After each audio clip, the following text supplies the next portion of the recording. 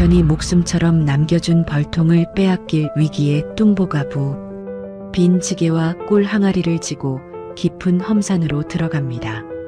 검은 절벽이 고목나무 틈에서 거대한 야생 벌집을 발견하게 되고 뚱보가부는 거대한 벌집 속에서 초록빛 꼬마 도깨비와 마주하게 됩니다.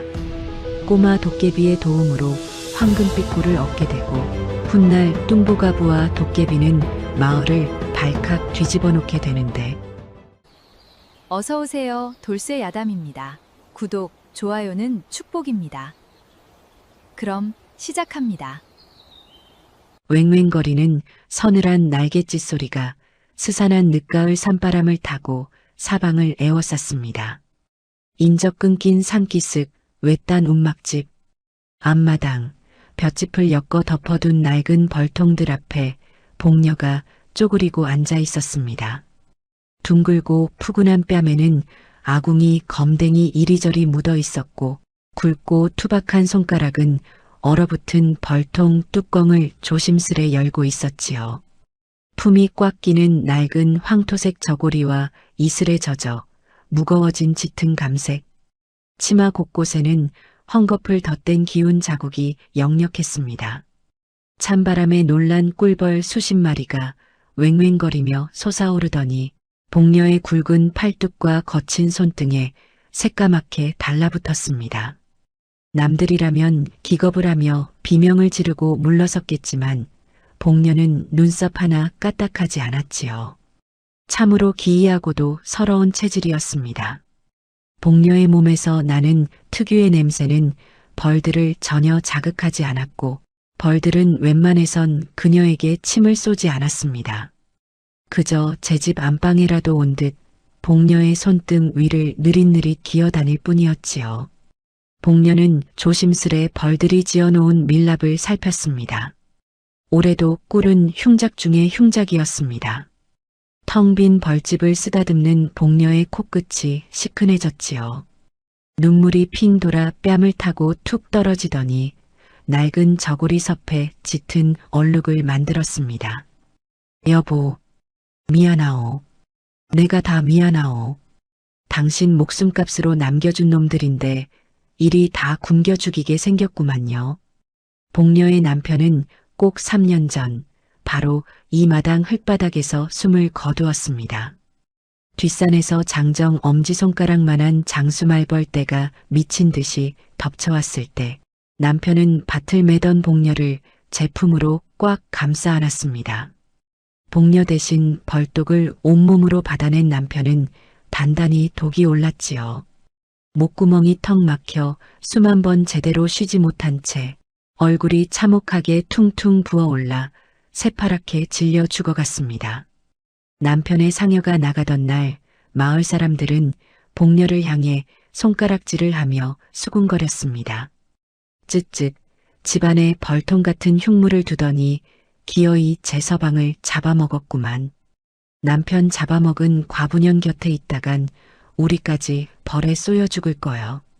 그 차가운 눈총과 쑥덕거림을 견디지 못해 복녀는 쫓겨나듯 마을에서 짐을 싸 산기슭 깊은 곳으로 올라와 이 다 떨어진 움막에 자리를 잡았습니다. 남편이 죽던 날 가쁜 숨을 헐떡이며 피멍든 손으로 복녀의 치맛자락을 꽉 쥐고 남긴 말이 있었습니다. 이 벌통들 절대 버리지 마소. 이것만 있으면 굶지는 않을 것이요. 그 피맺힌 한마디가 복녀의 발목을 단단히 잡았지요. 남편을 죽게 만든 벌통을 볼 때마다 도끼로 다 부수고 불태워버리고 싶어 억장이 무너져 내렸지만 차마 내칠 수가 없었습니다. 남편이 남겨준 마지막 온기이자 유일한 생계줄이었으니까요. 그때였습니다. 마당 밖에서 우당탕하며 산나무를 널어둔 빈 채반이 거칠게 걷어차이는 소리가 났습니다. 아따, 이 빌어먹을 벌레놈들. 허이, 저리 안 가? 확 밟아버릴라. 고을 관아에서 이방 밑을 졸졸 따라다니며 심부름을 하는 포졸, 칠성이었습니다. 칠성이는 소매를 허이허이 휘저으며 얼굴로 달려드는 벌들을 쫓아내느라 허둥대고 있었지요. 복녀가 황급히 치맛자락에 흙을 털며 마당으로 나섰습니다. 아이고, 칠성아재. 얘까지 어쩐 일이시오? 어쩐 일은 무슨 어쩐 일이요. 고판수 어르신 엄명받고 단숨에 뛰어왔지. 고판수? 그 이름 석자가 떨어지자 복녀의 가슴이 철렁 내려앉았습니다.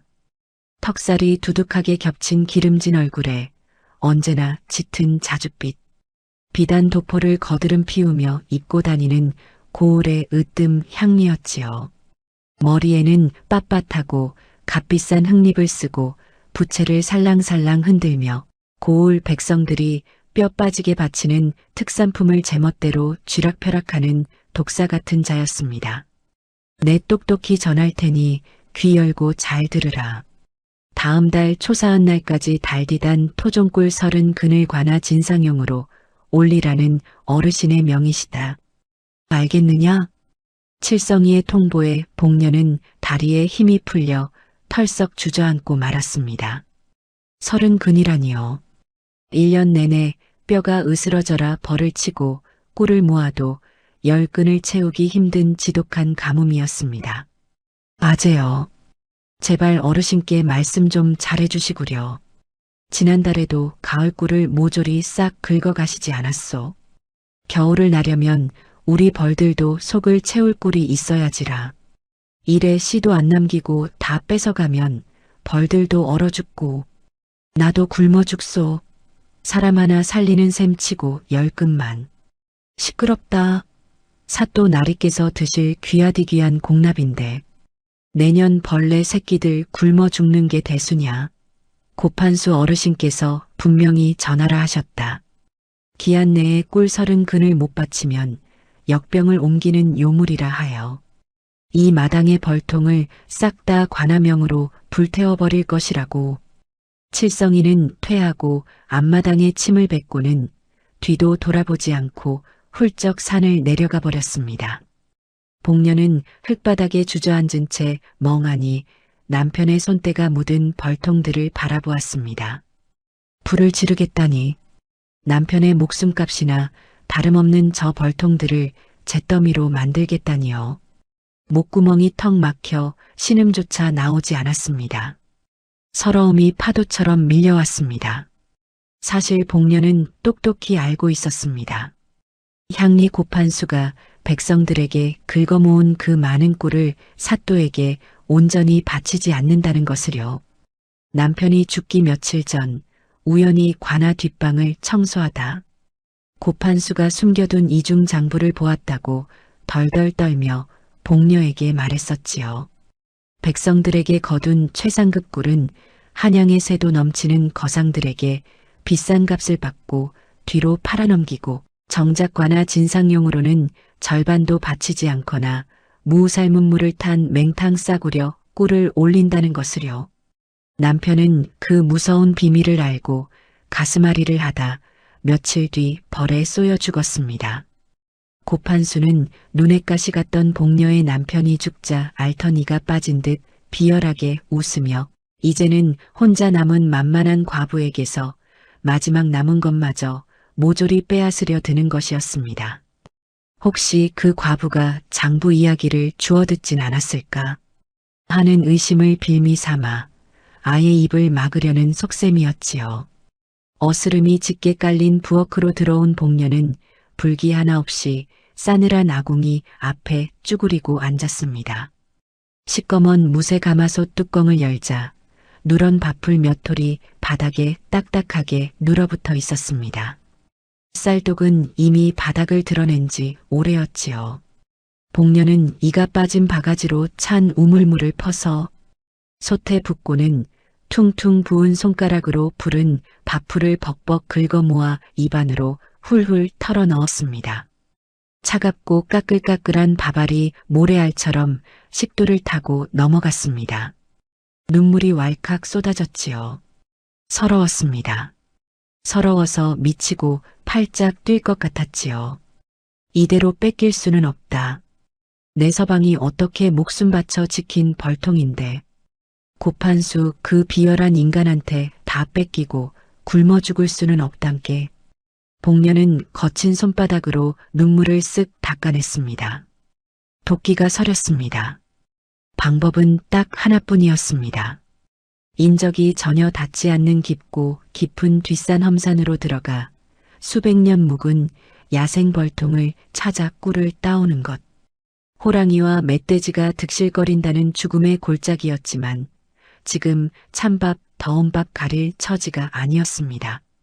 다음 날 새벽 동이채 트기도 전에 복녀는 빈 지게에 커다란 꿀, 항아리와 거친 광목천을 단단히 묶어쥐고 험산으로 발걸음을 옮겼습니다.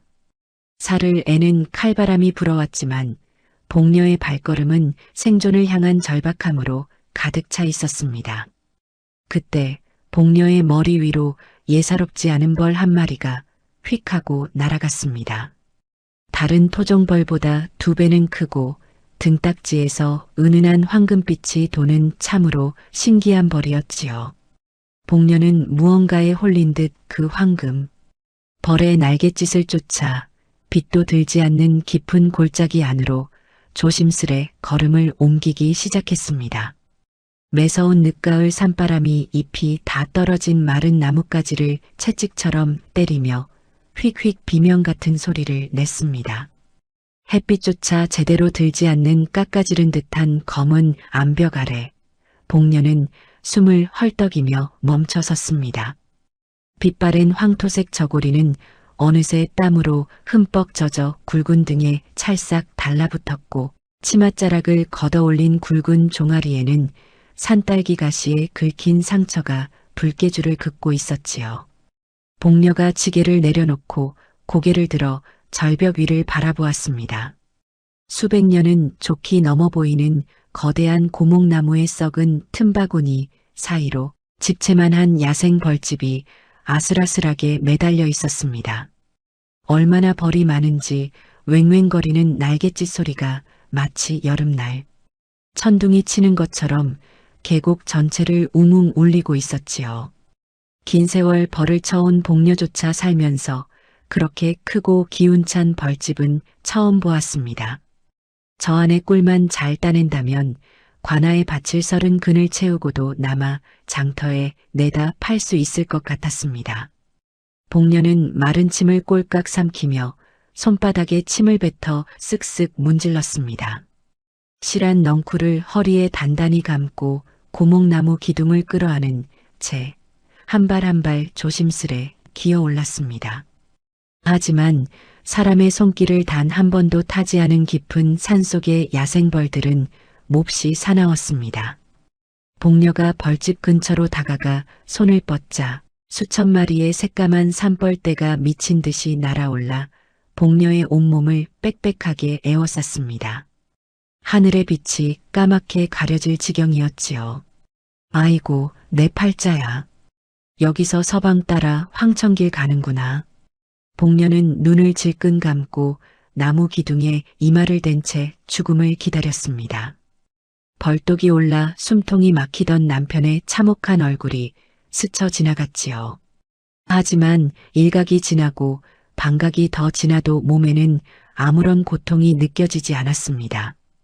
따끔한 침 하나 찔러오지 않았지요. 살며시 땀에 젖은 실눈을 떠보니 참으로 기이한 광경이 눈앞에 펼쳐지고 있었습니다. 그토록 사납게 덤벼들던 새까만 벌떼가 복녀를 쏘기는커녕 마치 귀한 손님에게 길을 내어주듯 좌우로 쫙 갈라져 둥글게 원을 그리며 맴돌고 있는 것이 아니겠습니까?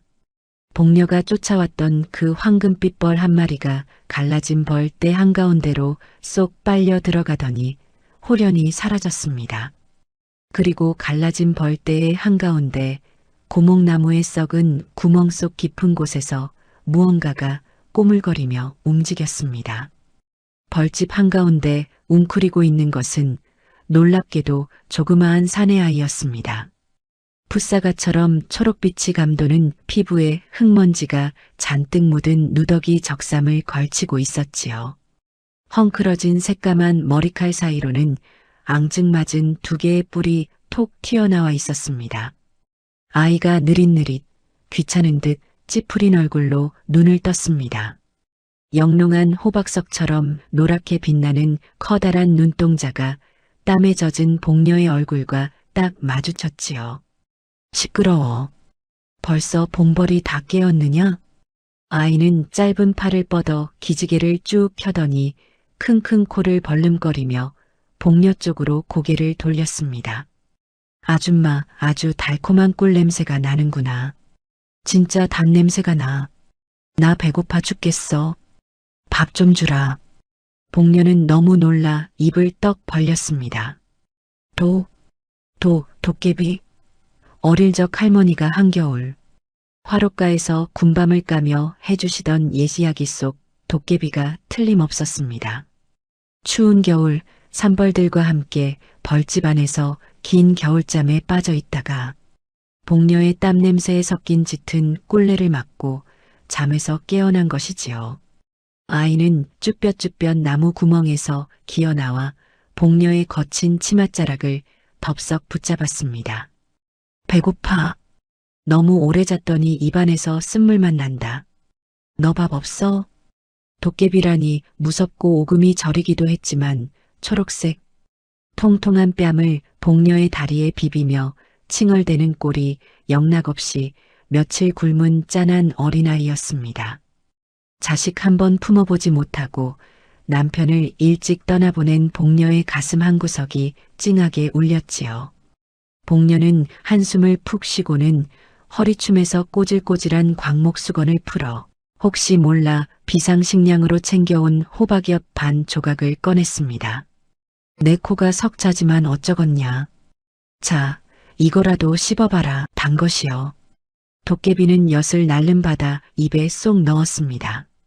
우적우적 소리를 내며 씹어 넘기더니 노란 눈동자가 등불처럼 번쩍 커졌습니다. 맛있다. 진짜 달아. 더 없어. 더 주라. 더는 없어. 그것이 내 마지막 욕이여. 그보다 나는 젖꿀을 좀 넉넉히 따가야 쓰겄는데. 안 그러면 관아 달구지에 실려가서 엉덩이가 터지도록 곤장을 맞고 길바닥으로 쫓겨날 판이여. 벌들 좀 어찌해보련? 복녀의 한탄에 도깨비는 씩 웃으며 야생 벌집 안으로 쑥 손을 집어넣었습니다. 초록빛 뭉툭한 손가락 끝에서 아지랑이 같은 찌릿찌릿한 기운이 흘러나오더니 거대한 벌집 전체를 따뜻하게 감쌌습니다. 여왕벌아, 이 아줌마가 여쭸다. 착한 아줌마다. 꿀을 넉넉히 내어주어라. 놀랍게도 날카로운 독침을 세우고 날뛰던 벌들이 순식간에 얌전해지며 길을 쫙 비켰습니다. 도깨비가 코를 킁킁 벌름거리더니 벌집 한쪽 깊은 구석을 뭉툭한 손가락으로 콕 찍었습니다. 여기가 제일 달아. 다른 데는 아직 덜 찼는데 이 자리 꿀은 꽉 찼어. 냄새가 달라. 복녀가 반신반의하며 도깨비가 짚은 곳에 밀랍을 떼어냈습니다.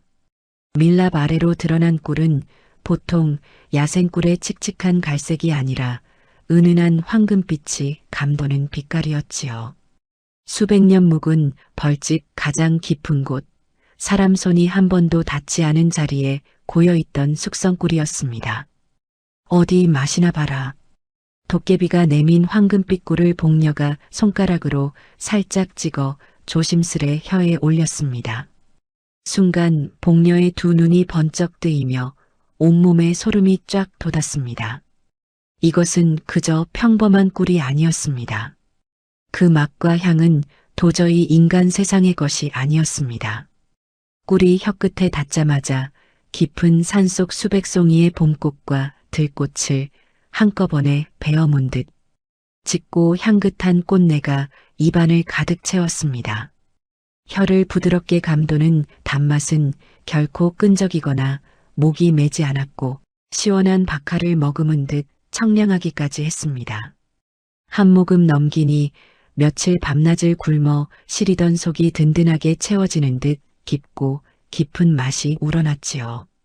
곱한 수가 그토록 환장하며 한양 거상들에게 팔아먹던 최고급 진상품.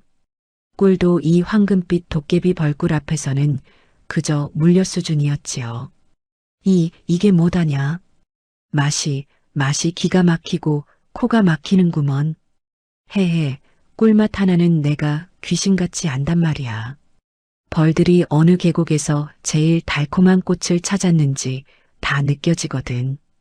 도깨비가 배를 쑥 내밀며 뾰족한 송곳니를 드러내고 웃었습니다. 복녀는 벅차오르는 가슴을 진정시키며 덜덜 떨리는 손으로 그 귀한 황금빛 꿀을 지게에 맨 항아리에 가득 채웠습니다.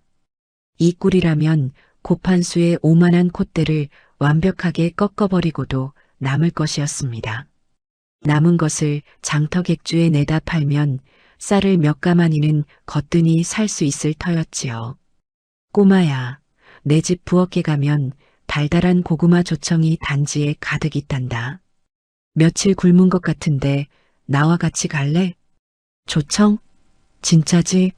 거짓말하면 엉덩이에 벌침 100개 쏜다. 도깨비는 조청이라는 말에 뛸 듯이 기뻐하며 복녀의 빈 지게 위에 훌쩍 뛰어 올라탔습니다. 든든한 황금꿀과 신기한 도깨비 동무까지 얻은 복녀의 발걸음은 깃털처럼 가벼웠습니다. 지긋지긋한 형편에 드디어 한 줄기 볕이 드는가 싶어 가슴이 마구 뛰었지요. 하지만 그 작은 희망의 불씨는 그리 오래가지 못했습니다. 산비탈을 다 내려와 복녀의 외딴 움막집이 저 멀리 보일 무렵이었습니다. 지게 위에서 꾸벅꾸벅 졸던 도깨비가 갑자기 눈을 번쩍 뜨더니 코를 마구 벌름거렸습니다. 콜로, 매캐해. 무서운 불냄새가 나. 복녀가 화들짝 놀라 고개를 들었습니다. 복녀의 움막집 마당 한가운데서 시커먼 연기가 하늘을 찌를 듯 솟구치고 있었습니다. 매캐한 집불이 활활 타들어가는 냄새. 안 돼. 내 서방이 남긴 내 벌통.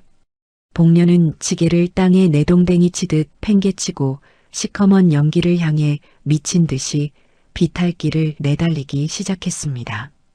고판수의 비열한 그림자가 어느새 복녀의 턱 밑까지 바짝 다가와 단단히 목줄을 죄고 있었던 것입니다.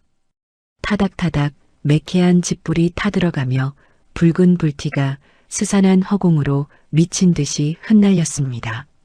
산비탈을 굴러떨어지듯 내달려온 복녀는 앞마당에 솟구친 불길을 보자마자 비명조차 지르지 못했습니다.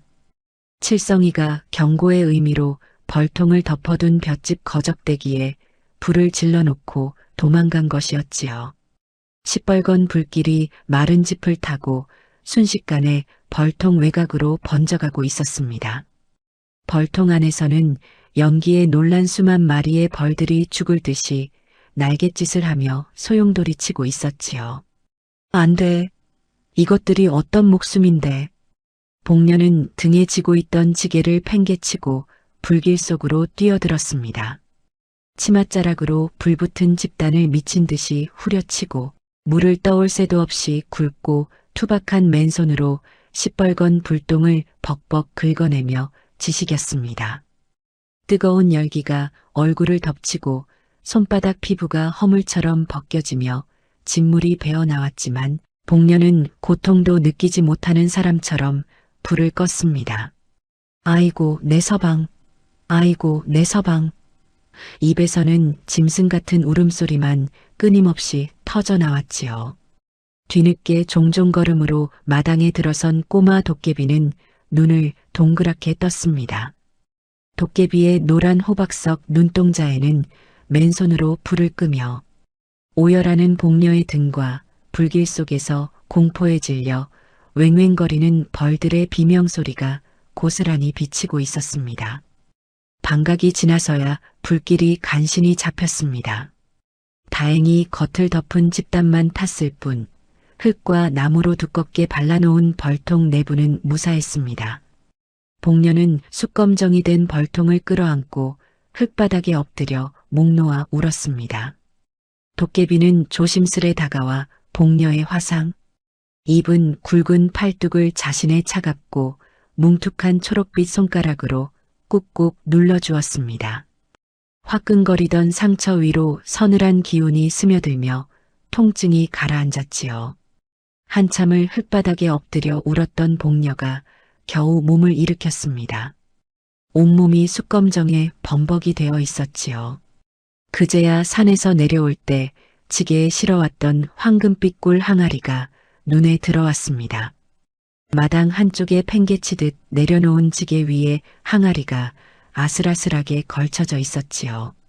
복녀는 후들거리는 다리를 질질 끌며 항아리로 다가갔습니다. 뚜껑을 열어보았지요. 다행히 한 방울도 쏟아지지 않았습니다. 황금빛 꿀이 항아리 안에서 은은하게 빛나고 있었지요. 복녀는 항아리를 두 팔로 끌어안고 부엌으로 옮겼습니다. 장독대 안쪽 고판수의 눈이 절대 닿지 않을 구석에 깊이 밀어 넣었지요. 이 꿀은 함부로 팔 수 없었습니다. 벌들이 겨울을 나려면 이 꿀이 남아있어야 했었지요. 그리고 그때서야 복녀는 뒤를 돌아보았습니다. 문간에 쪼그리고 선 도깨비가 배를 붙잡고 멍하니 서 있었지요. 초록빛 뺨이 홀쭉하게 꺼져 있었습니다. 며칠을 굶었다는 것이 그제야 눈에 들어왔습니다. 복녀는 한숨을 푹 쉬었습니다. 그리고 부엌 구석에서 무거운 옹기단지 하나를 낑낑대며 끌어왔지요. 자, 약조한 조청이다. 실컷 먹어라. 뚜껑을 열자 눅진하고 달큰한 고구마 조청 냄새가 부엌을 꽉 채웠습니다. 며칠을 굶주렸던 도깨비는 환호성을 지르며 단지 안으로 두 손을 쑥 집어넣었습니다. 끈적끈적한 조청을 한 움큼 퍼서 입가에 잔뜩 묻혀가며 쩝쩝 빨아먹었지요. 그 개걸스러운 모습을 보던 복녀의 부은 눈가에 실없는 웃음이 번졌습니다. 아이고, 천천히 좀 먹어라. 어디 도망 안 간다. 진짜 달다. 아줌마 꿀보다 이게 더 배부르고 맛있어. 나 여기서 계속 살아도 돼. 살다마다. 어차피 텅 빈 집구석 옹기라도 채워주면 고맙지라.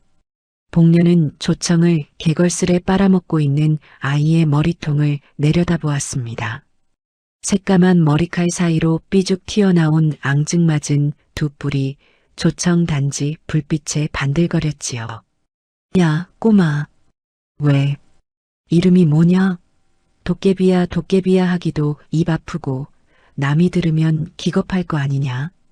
도깨비가 조청 묻은 입을 쩝쩝 다시며 고개를 갸웃했습니다. 이름? 없는데. 없다니. 너 같은 것도 이름은 있을 거 아니냐? 진짜 없어. 이름이 뭐에 쓰는 건데? 복녀는 어이가 없어 한숨을 푹 쉬었습니다. 그러다 문득 부엌벽에 걸린 남편의 낡은 호미가 눈에 들어왔지요. 남편이 밭을 매며 부르던 노래가 귓가에 어렴풋이 맴돌았습니다. 딸 밝은 밤에 봉당에서 달. 복녀는 다시 도깨비를 보았습니다. 조청 단지에 코를 박고 킁킁거리는 꼴이 꿀냄새에 미친 벌 같기도 하고 달빛에 홀린 너구리 같기도 했지요. 달봉. 뭐? 내 이름이다. 달봉이. 딸 밝은 밤에 벌통 속에서 나왔으니 달봉이여. 도깨비가 눈을 동그랗게 떴습니다. 노란 호박석 눈동자가 등잔불에 번쩍 빛났지요. 달봉? 그게 내 이름이야? 마음에 안 들어? 도깨비가 한참 입안에서 굴려보았습니다. 달봉이, 달봉이. 입꼬리가 쭉 올라가더니 뾰족한 송곳니가 드러났지요. 좋아. 달봉이 좋아. 아줌마 한 번만 더 불러봐. 달봉아. 히. 간지러워. 한 번만 더. 됐다. 이 녀석아. 조청이나 마저 먹어라. 달봉이는 조청 단지를 끌어안고 희히 웃었습니다. 이름이 생겼다는 것이 그렇게 좋은지 잠들 때까지 혼자서 달봉이 중얼거렸지요. 복녀는 그 소리를 들으며 등잔불을 끄고 누웠습니다. 입가에 웃음이 번지는 것을 애써 감추었지요.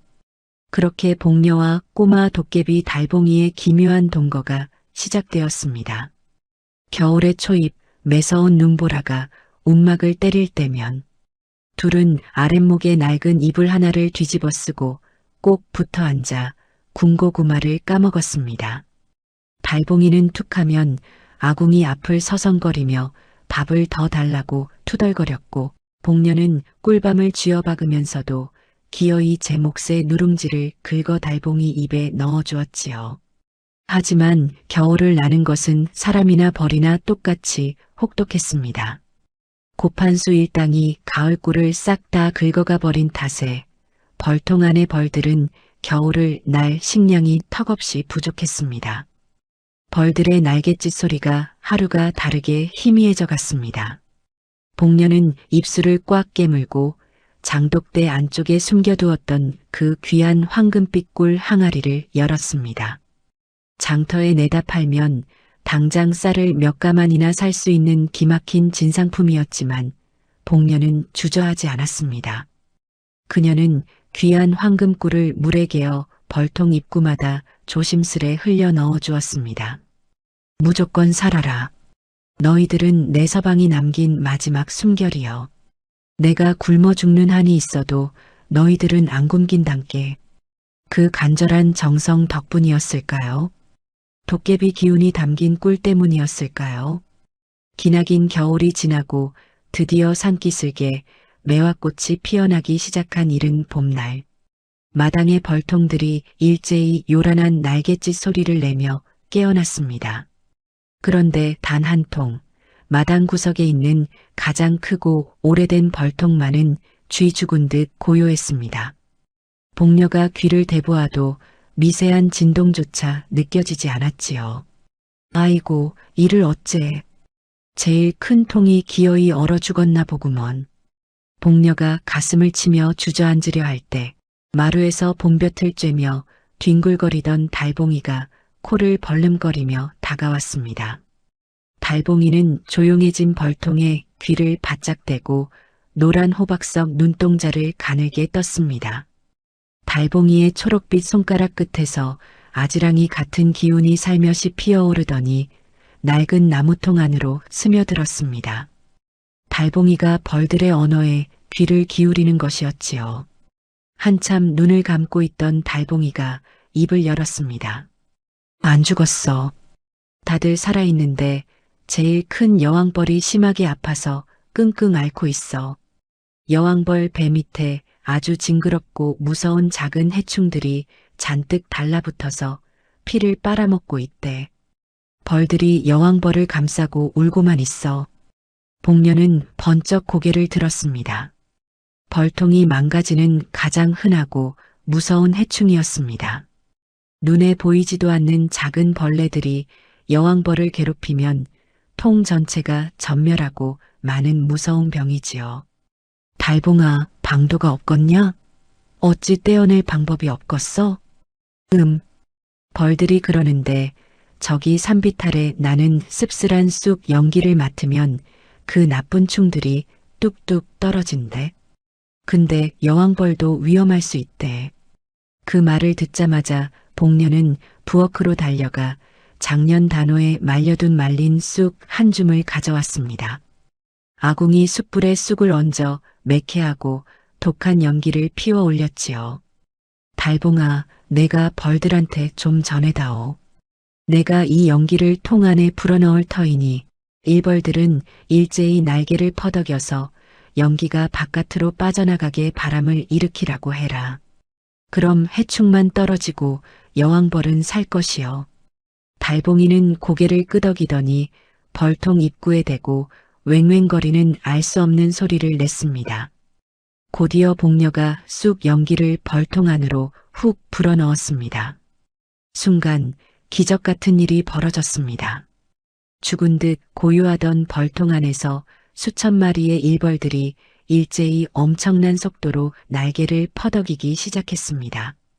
그들이 만들어낸 거센 바람기를 타고 독한 쑥 연기가 여왕벌의 몸에만 닿았다가 순식간에 통 밖으로 훅훅 뿜어져 나왔습니다. 바닥으로 새까만 해충들이 후두둑 떨어져 내렸습니다. 반각쯤 지났을까 벌통 안에서 크고 우렁찬 날갯짓 소리가 들리기 시작했습니다. 여왕벌이 기운을 차린 것이지요. 달봉이가 해에 웃으며 손뼉을 쳤고 복녀는 숯검정이 된 얼굴로 활짝 웃으며 벌통을 쓰다듬었습니다.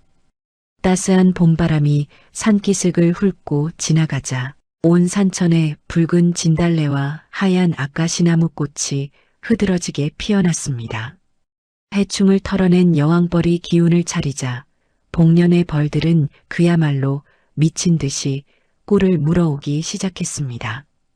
달봉이는 매일 아침 마루에 걸터 앉아 허공에 대고 뭉툭한 초록빛 손가락을 휘저으며 벌들과 속닥거렸지요. 저기 칠성 바위 너머 계곡에 참꽃이 활짝 피었대. 거기가 제일 달고 향긋하대. 달봉이가 꽃의 위치와 방향을 짚어주면 벌들은 샛노란 꽃가루를 뒷다리에 잔뜩 묻힌 채 꿀을 실어 날랐습니다. 일반 벌들은 찾지도 못할 가장 깊고 맑은 꿀맥을 달봉이가 찾아준 덕분이었습니다. 복녀는 며칠 밤낮을 자지 않고 벌통 곁에 붙어 꿀을 내렸습니다. 굵은 땀방울을 흘리며 고운 삼배천을 겹겹이 대고 불순물을 정성껏 걸러내자 칙칙한 갈색이 아닌 영롱한 황금빛, 도깨비 벌꿀이 백자 항아리에 가득 차올랐습니다. 단내가 어찌나 진동을 하는지 밤이면 흑곰과 산짐승들이 마당 근처를 서성일 정도였지요. 복녀는 퉁퉁 부은 손가락으로 꿀 항아리를 쓰다듬으며 남편의 위패 대신 세워둔 낡은 집신 앞에 큰 절을 올렸습니다. 여보, 우리 벌들이 마침내 금빛 꿀을 토해냈소. 이제 나도 우리 벌들도 굶어 죽을 일은 없을 거에다. 당신이 지켜준 목숨, 내 기필코 잘 살아보리다. 이 뼈를 깎는 간절한 며칠의 과정을 거친 후에야 복녀는 꿀 항아리를 지게에 지고 장터로 나설 수 있었던 것입니다. 하지만 마당의 꿀 항아리가 하나둘 차오를 무렵 관아 방향에서 불길하고 시커먼 그림자 하나가 서서히 움막 쪽으로 기어 올라오고 있었습니다.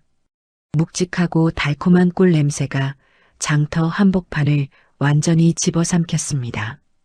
오일장이 선 읍내 장터 구석 허름한 멍석을 깔고 앉은 복녀의 앞에는 큼지막한 백자, 항아리 2개가 놓여 있었습니다.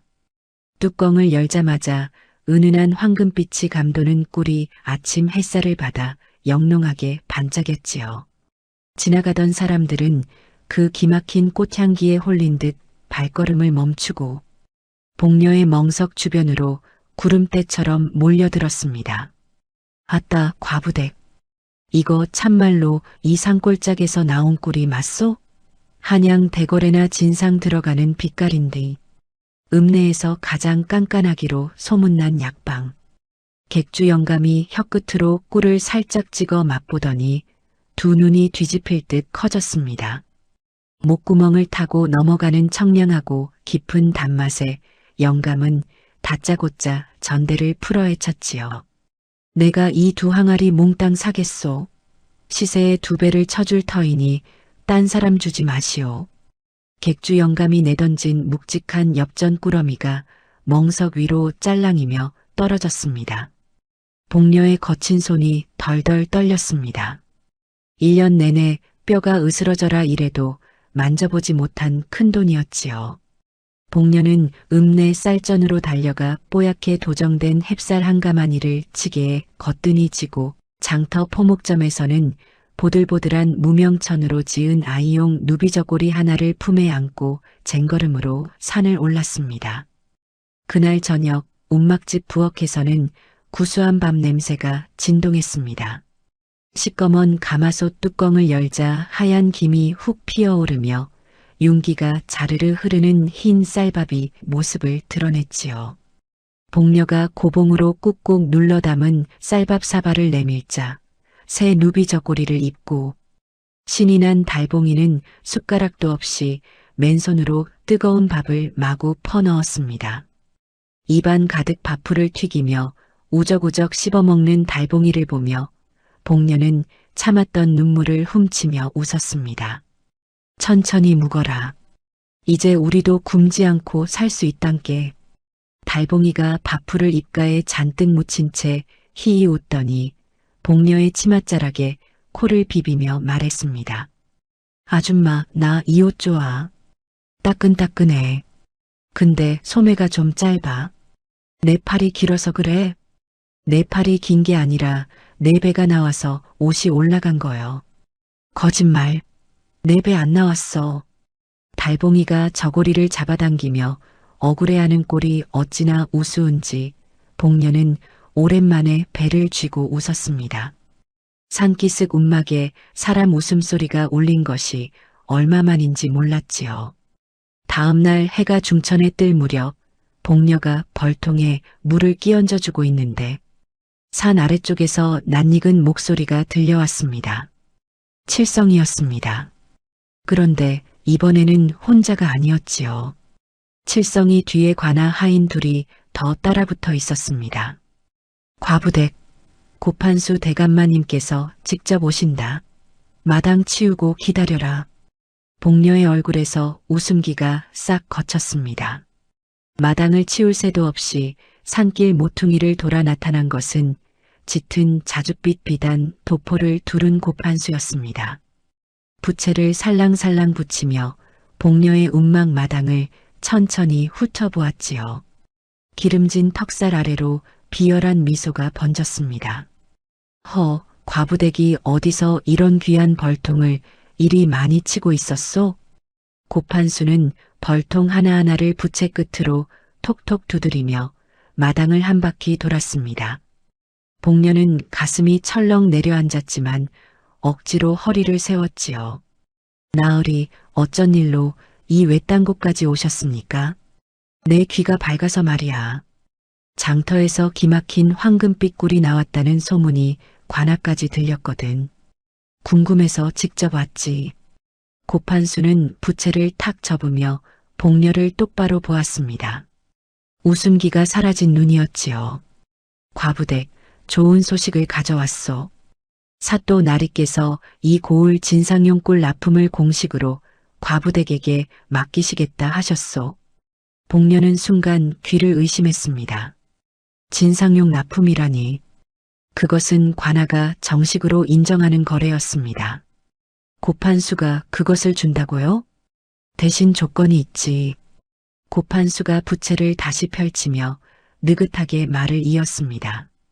앞으로 과부댁이 만드는 꿀은 전량 관아를 통해서만 유통하시오. 장터 직거래는 금하고 모든 꿀은 이 고판수가 품질 검수를 한 뒤에 사또 나리께 올리겠소. 과부댁은 꿀만 만들면 되니 이보다 편한 장사가 어디 있겠소? 복녀의 등줄기가 서늘해졌습니다. 편한 장사가 아니었습니다. 복녀의 꿀을 고판수가 독점하겠다는 뜻이었지요. 장터에서 직접 파는 것을 막고 중간에서 고판수가 원하는 값에 떼어가겠다는 수작이었습니다. 나으리, 저는 장터에서 직접 파는 것이 직접? 과부댁이 관아의 검수도 없이 함부로 꿀을 파는 것은 공납법에 어긋나오. 사또 나리 귀에 들어가면 곤란할 텐데. 고판수의 목소리는 여전히 느긋했지만 그 안에 칼이 들어 있었습니다. 복녀는 입술을 꽉 깨물었지요. 거절하면 관아의 힘으로 벌통을 뺏길 것이고 수락하면 제 손으로 제 밥줄을 내주는 것이었습니다. 고판수는 대답을 기다리지 않았습니다. 부채를 탁 접으며 칠성이에게 고개를 까딱했지요. 열흘 뒤 관아에서 정식 납품 계약을 하겠소. 그때까지 최상급 꿀 30근을 준비해 두시오. 계약금은 넉넉히 쳐줄 터이니 걱정 말고. 고판수는 복녀의 대답을 듣지도 않고 산길을 내려갔습니다. 칠성이가 뒤돌아보며 희죽 웃었지요. 잘됐네, 과부댁. 대감마님이 직접 와주신 것만도 감사할 줄 알아야 해. 복녀는 마당에 선 채로 고판수의 뒷모습이 산모퉁이를 돌아 사라질 때까지 주먹을 쥐고 서 있었습니다. 가슴속에서 시커먼 것이 부글부글 끓어올랐지요. 달봉이가 마루 밑에서 슬금슬금 기어 나오며 코를 벌름거렸습니다. 아줌마, 저 뚱뚱한 아저씨 옷에서 나쁜 냄새가 나. 우리 꿀 냄새가 아닌데 우리 꿀 냄새가 섞여 있어. 아주 옛날에 묻은 냄새야. 옛날에 묻은 냄새라니? 말로 설명하기 어려운데 우리 집 벌들이 모은 꿀하고 똑같은 냄새가 저 아저씨 옷에서 나. 아주 오래된 꿀 냄새. 썩어가는 꿀 냄새도 섞여 있고. 복녀의 눈이 가늘어졌습니다. 오래된 꿀 냄새. 썩어가는 꿀 냄새. 고판수가 빼돌린 꿀을 오래 쌓아두고 있다는 뜻이었습니다. 남편이 죽기 전 떨리는 목소리로 말했던 그 이중 장부의 냄새가 고판수의 도포에까지 배어 있었던 것이지요. 저놈이 우리 꿀을 빼돌리고 있다는 것은 벌들이 코로 막고 있구나. 복녀는 아직 확신할 수 없었습니다. 하지만 남편의 말과 달봉이의 코가 같은 방향을 가리키고 있었지요. 복녀는 달봉이의 머리를 쓱 쓸어주며 나직하게 중얼거렸습니다. 열흘 안에 방법을 찾아야 한다. 해가 기울어 산 그림자가 움막을 덮기 시작했습니다. 복녀는 벌통 앞에 쪼그리고 앉아 벌들의 윙윙거리는 소리를 들었습니다. 남편이 목숨 바쳐 지켜준 그 소리를. 벌들은 아무것도 모른 채 날갯짓을 하고 있었지요. 하지만 복녀의 눈 속에는 아까와 다른 것이 서려 있었습니다. 서러움이 아니었습니다. 도끼였습니다. 열흘. 고판수가 던지고 간 그 열흘이 복녀의 목을 조여왔습니다. 복녀는 잠을 줄였습니다. 새벽별이 뜨기 전에 벌통 뚜껑을 열고 해가 기울 때까지 삼배천으로 꿀을 걸렀지요. 달봉이는 마루에 걸터 앉아 벌들과 속닥거리며 가장 꿀이 많이 찬 통을 짚어주었습니다. 세 번째 통이 제일 무거워. 거기부터 내려. 복녀는 고개를 끄덕이며 세 번째 통 뚜껑을 열었지요. 10근, 15근, 20근. 항아리가 하나씩 채워질 때마다 복녀의 손가락은 더 거칠어졌지만 입가에는 작은 웃음이 번지기 시작했습니다. 닷새째 되는 날 아침이었습니다. 30근까지 5근만 더 채우면 되었지요.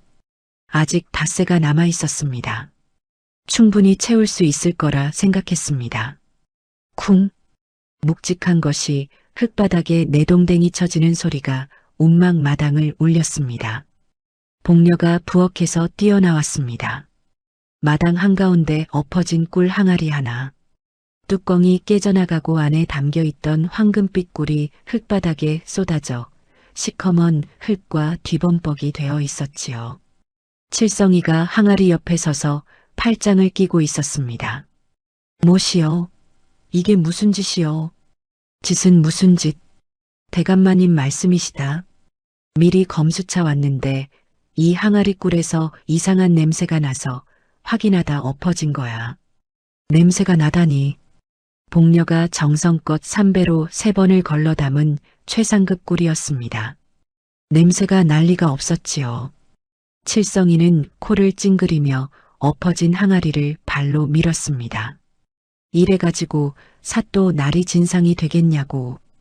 대감마님께서 다시 한 번만 품질이 안 되면 납품 자격을 박탈하고 벌통을 관아 소관으로 넘기겠다 하셨다. 칠성이가 훌쩍 산을 내려가고 난 뒤 복녀는 흙바닥에 스며드는 꿀을 멍하니 내려다보았습니다. 25근 중 5근이 날아갔습니다. 며칠 밤낮을 잠도 안 자고 내린 꿀이었지요. 손가락이 부들부들 떨렸습니다. 달봉이가 엎어진 항아리 옆에 쪼그리고 앉아 흙에 섞인 꿀을 손가락으로 찍어 맛보았습니다. 아줌마, 이 꿀 멀쩡해. 아무 냄새도 안 나. 저 아저씨가 거짓말한 거야. 알아. 나도 안다.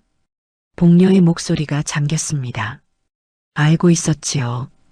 고판수가 트집을 잡아 꿀을 줄이고 기한을 못 채우게 만들어 결국 벌통을 통째로 삼키려는 수작이라는 것이 처음부터 납품 계약은 복녀를 살리려는 것이 아니라 죽이려는 올감이었습니다. 사흘이 더 지났습니다. 엎어진 5근을 다시 모으느라 밤잠을 줄여가며 겨우 25근을 복구했지요. 하지만 남은 기한은 이틀. 30근까지 5근이 아직 모자랐습니다. 벌들이 아무리 부지런히 물어와도 이틀 만에 5근을 더 채우는 것은 불가능한 상황이었지요. 그날 밤이었습니다. 달봉이가 잠들지 않고 마루 끝에 걸터 앉아 허공을 응시하고 있었습니다. 복녀가 물을 마시려 부엌에 나왔다가 달봉이를 발견했지요. 왜 안 자냐? 벌들이 시끄러워서 못 자. 다들 화가 나 있어. 벌들이 왜 화가 나? 달봉이가 고개를 돌려 복녀를 보았습니다. 노란 호박석 눈동자가 달빛을 받아 촉촉하게 빛나고 있었지요. 관아 쪽에서 우리 꿀 냄새가 나. 아까 낮에 엎어진 그 꿀 냄새가 아니야. 훨씬 많은 양이야. 우리 벌들이 모은 꿀을 저 뚱뚱한 아저씨가 아주 많이 쌓아두고 있어. 벌들이 냄새를 따라가고 싶어서 안달이 나 있는데. 달봉이가 코를 킁킁 벌름거리며 눈을 질끈 감았습니다. 한참을 벌들의 날갯짓에 귀를 기울이던 달봉이가 갑자기 몸을 부르르 떨었지요. 아줌마, 나쁜 냄새가 섞여 있어. 우리 꿀에 묵 끓인 물 같은 걸 섞고 있어. 벌들이 미쳐 날뛰고 있어. 지들 자식 같은 꿀을 가짜 꿀로 버무리고 있다고 통곡을 해. 복녀의 숨이 턱 멎었습니다. 남편이 죽기 며칠 전 허리가 꺾이도록 벌벌 떨며 한 말이 떠올랐습니다. 고판수 그놈이 이중장부를 만들어 백성들한테 거둔 꿀을 한양 거상한테 비싸게 팔아먹고 관아 진상용에는 물탄 싸구려를 올린다고. 그 말을 듣고 며칠 뒤 남편은 장수말벌에 쏘여 죽었지요. 고판수가 복녀의 남편이 비밀을 알고 있다는 것을 눈치채고 일부러 손을 쓴 것인지 아닌지는 아무도 몰랐습니다. 다만 복녀는 3년 내내 가슴에 못을 박고 살았지요. 내 서방이 목숨 걸고 본 그것이 사실이었구나. 달봉이 코가 증명하고 있구나. 복녀는 마루 기둥에 이마를 대고 눈을 감았습니다. 분노와 서러움이 동시에 치밀어 올라 목구멍이 턱 막혔지요. 울고 싶었지만 울지 않았습니다. 대신 이를 꽉 다물었습니다. 달봉아, 응? 저놈의 곳간에 있는 그 꿀. 진짜 꿀하고 가짜 꿀하고 냄새가 확실히 다르냐? 다르지. 벌들이 모은 진짜 꿀은 꽃 냄새가 나고 물탄 가짜는 잡냄새가 나. 나는 백리 밖에서도 구분할 수 있어. 복녀는 고개를 들었습니다. 달봉이의 눈을 똑바로 보았지요. 내 코가 구분할 수 있다는 것, 그것이 증거가 될 수 있다는 것, 저놈은 모르겠지? 당연하지. 사람들은 코가 멍청하잖아. 복녀의 입가에 희미한 웃음이 번졌습니다. 좋다. 열흘째 납품 자리가 판을 버릴 마당이 되겠구나. 저놈이 내 꿀로 판을 버리겠다면 나도 그 판 위에서 뒤집어주마. 하지만 복녀의 계획이 채 뿌리를 내리기도 전에 고판수의 독수가 먼저 움직였습니다. 이튿날 새벽 복녀가 벌통에 물을 주러 마당에 나갔을 때였습니다. 벌통은 12개, 남편이 남긴 10개에 복녀가 2개를 더 들인 것이었지요. 그런데 이상한 냄새가 코를 찔렀습니다. 타는 냄새, 짚이 타는 매캐한 냄새가 아니었습니다. 기름이 탄 것 같은 시커먼 악취였습니다. 복녀가 벌통 쪽으로 달려갔습니다. 마당 앞쪽에 벌통 3개, 밖에서 올라오면 가장 먼저 손이 닿는 그 3개의 입구에 누군가 시커먼 기름을 들이부어 놓은 것이었습니다. 벌통 안에서 벌들이 미친 듯이 날갯짓을 하며 비명 같은 소리를 내고 있었지요. 안 돼, 안 돼. 복녀가 맨손으로 벌통 입구의 기름을 긁어내기 시작했습니다. 손톱 밑이 쩍쩍 갈라지고 손가락 끝이 시뻘겋게 부르텄지만 멈출 수가 없었습니다. 벌통 속에서 벌들이 기름 냄새에 질식해 뚝뚝 떨어지고 있었으니까요. 달봉이가 비명을 지르며 달려왔습니다. 벌통에 귀를 대더니 얼굴이 새하얘졌지요. 여왕벌이 숨을 못 쉬어 기름이 숨구멍을 다 막았어. 달봉이가 뭉툭한 초록빛 손가락을 벌통 입구에 밀어 넣었습니다. 아지랑이 같은 기운이 흘러나오더니 벌통 안으로 스며들었지요.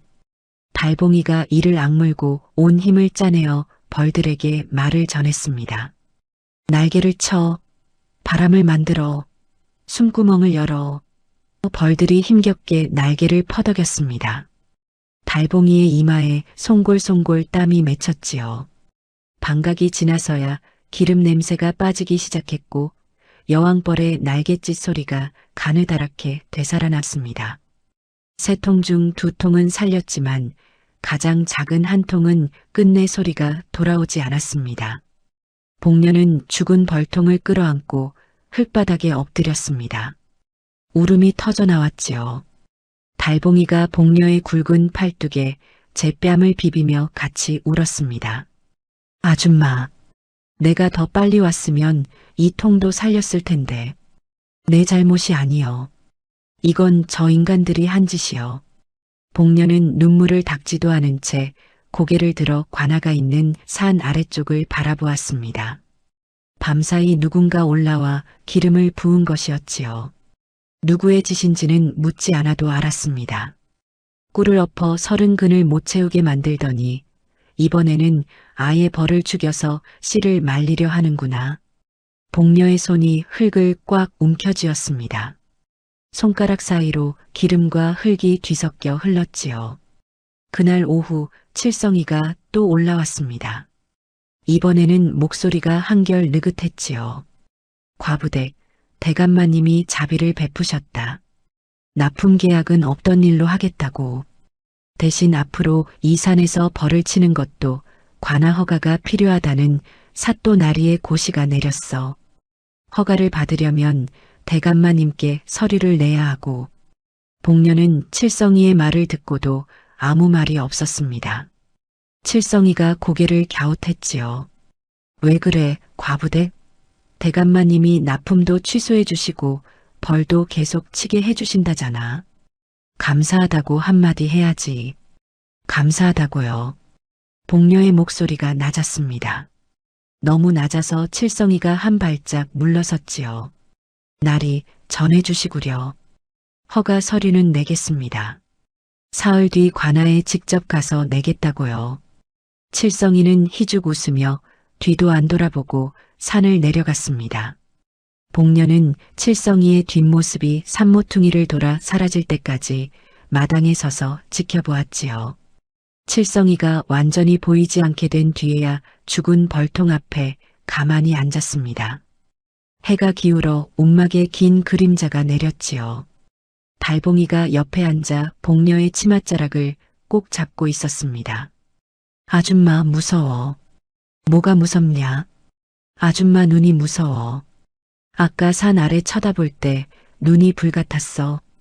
복녀는 달봉이의 머리를 쓱 쓸었습니다. 그리고 아주 나직하게 자신에게 다짐하듯 말했지요. 달봉아, 사흘 뒤 관아에 간다. 서류를 내러 가는 게 아니야. 그럼 뭐하러 가? 판을 엎으러 간다. 달봉이는 복녀의 눈을 올려다보았습니다. 불이 붙은 눈이었지요. 처음 만났을 때 벌집 앞에서 울고 있던 그 눈이 아니었습니다. 달봉이가 치맛자락을 더 꼭 쥐었습니다. 아줌마가 가면 나도 가. 찬바람이 산기슭을 훑고 지나갔습니다. 죽은 벌통 위에 낙엽이 한 입 떨어져 내렸지요. 복녀는 그 낙엽을 집어 치맛자락에 끼웠습니다. 남편이 죽은 뒤 처음으로 서러움이 아닌 것이 가슴속에서 타오르고 있었습니다. 퍽! 복녀의 무릎이 마당 흙바닥에 닿는 소리가 울렸습니다. 죽은 벌통 앞에 쪼그리고 앉아있던 복녀가 천천히 두 손으로 흙을 쓸어 모았습니다.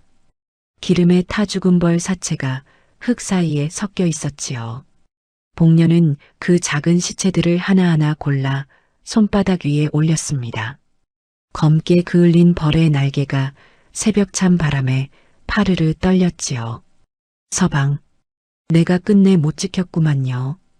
달봉이가 복녀의 뒤에 서서 제 초록빛 뺨에 흐르는 눈물을 소매로 닦았습니다.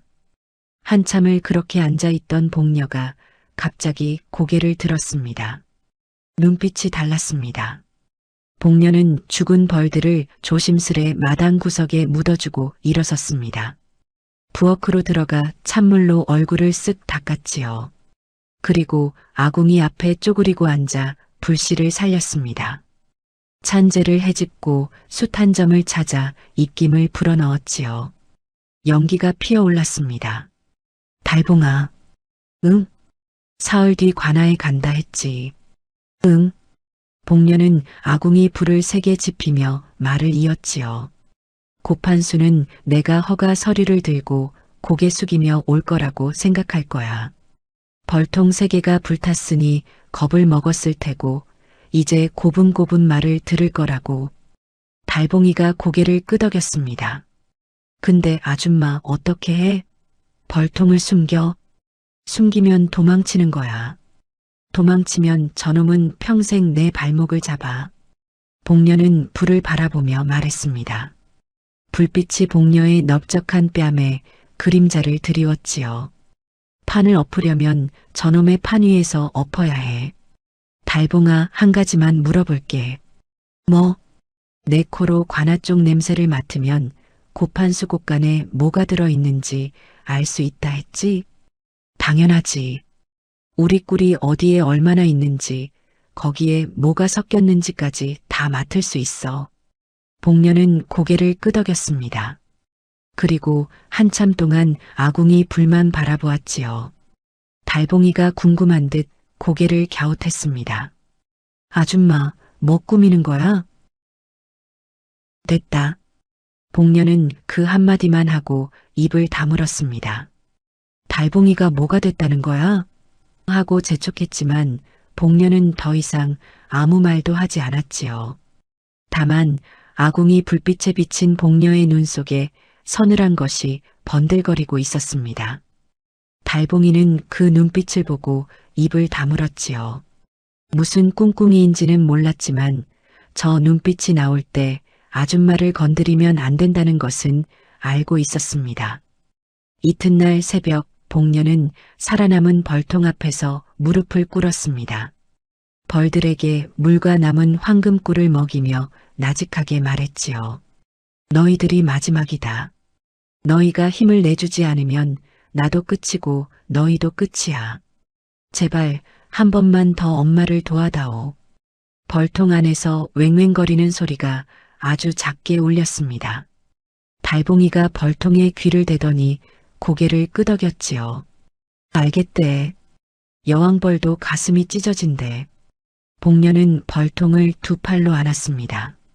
이마를 나무통에 대고 한참을 그러고 있었지요.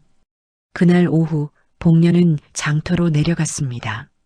넉넉하게 먹이기 위해 아껴두었던 황금꿀 한 단지를 들고 객주 영감의 약방 뒷문을 두드렸지요. 과부대? 아니, 그 꼴이 뭐요? 무슨 일이 있었소? 객주 영감은 복녀의 손에 감긴 기름 그을음 자국과 복녀의 눈 아래 시커먼 그늘을 보고 말을 잇지 못했습니다. 복녀는 황금꿀 단지를 내밀었지요. 영감님, 이 꿀을 보시오. 이 꿀이 진짜 토종꿀의 빛깔이고 맛이오. 객주 영감이 꿀을 맛보았습니다. 두 눈이 커졌지요. 이것이 지난번 그 꿀이 아니요? 맞소. 근데 영감님, 사또 날있게 진상으로 올라가는 관악꿀을 맛보신 적이 있어? 그야. 지난달에 고판수 나으리가 검수한다며 한 병 맛보게 했지. 그 맛이 이것과 같았소?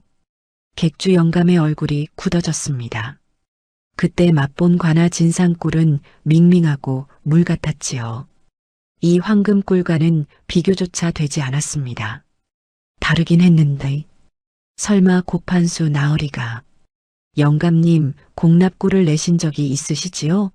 장부에 적힌 양과 실제로 내신 양이 맞으셨소? 객주 영감의 눈이 흔들렸습니다. 복녀는 다그치지 않았지요. 그냥 꿀 단지를 놓고 일어섰습니다. 이틀 뒤 관아에서 공납 검수가 있을 것이요. 그 자리에서 진짜와 가짜를 가릴 것이요. 영감님이 힘을 보태주시면 고맙겠지만 안 오셔도 원망하지 않겠소. 복녀는 약방을 나왔습니다. 장터 길목을 걸어가는데 등 뒤에서 객주 영감의 목소리가 들렸지요. 과부댁, 잠깐만. 복녀가 발을 멈추고 돌아보았습니다. 객주 영감이 약방 문턱을 넘어 종종 걸음으로 쫓아왔지요. 영감의 눈이 흔들리고 있었습니다. 과부댁 나도 알고 있었소.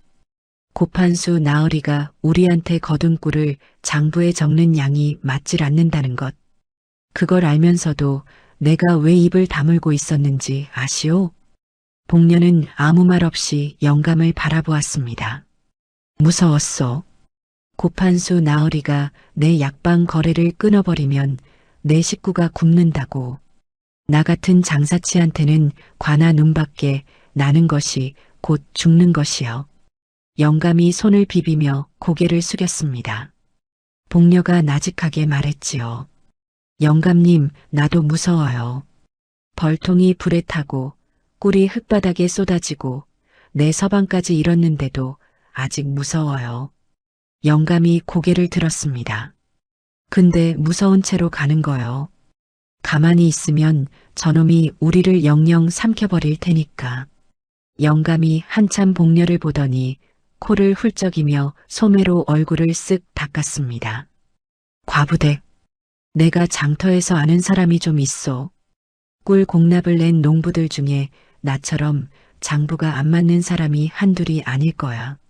내가 사람을 모아보겠소.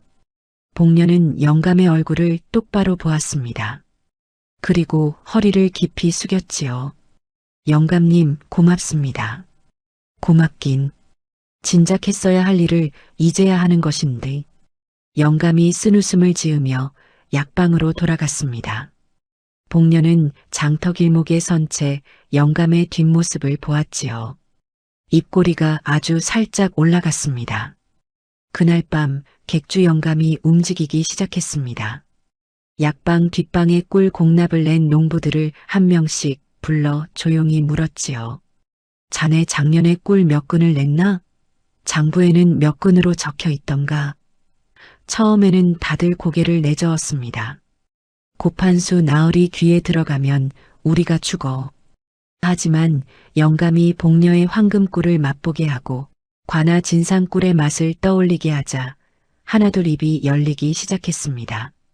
나도 넉 근을 냈는데 장부에는 2근이었소. 나는 5근인데 3근으로 적혀 있었어. 영감은 고개를 끄덕이며 이름을 하나씩 적었지요. 이튿날 저녁 복녀가 장터로 내려왔습니다. 영감이 접힌 종이를 한 장 내밀었지요. 종이 위에 이름이 5개 적혀 있었습니다. 이 사람들이 관아에 가겠다 했소. 복녀는 종이를 받아들고 한참을 내려다보았습니다. 손이 떨렸지요. 무서워서가 아니었습니다. 그날 밤 고판수의 사저 안방이었습니다. 고판수는 자줏빛 도포를 벗어 비단 옷걸이에 걸어놓고 주칠 탁자 앞에 앉았습니다. 칠성이가 문 밖에서 조아리며 보고했지요. 대감마님, 과부년이 사흘 뒤 관아에 직접 오겠다 하였습니다. 허가 서류를 내겠다고. 허가 서류를 내려온다? 고판수가 부채를 천천히 펼쳤다 접었다 하며 중얼거렸습니다. 벌통이 불타고도 고분고분 서류를 내겠다. 겁을 먹은 거지. 그래도 방심은 못하겠다. 대감마님, 그냥 벌통을 다 소각하라는 명을 내리시지요. 아니다.